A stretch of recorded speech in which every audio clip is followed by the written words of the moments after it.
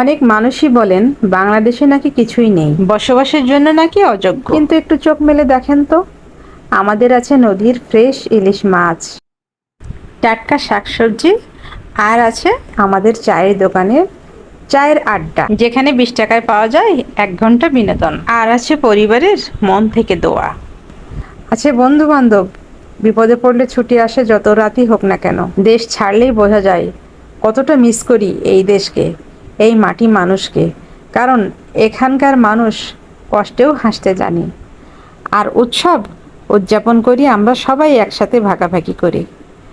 আমরা সিম্পল, অথচ আমরা জেনুইন। নেক্সট টাইম আপনাকে যদি কেউ বলে বাংলাদেশে কি আছে, আপনি বলবেন ইউনিটি আছে, যা দিয়ে একটা দেশকে বদলানো যায়। তাই সকল দেশের রানী সেজে আমার জন্মভূমি।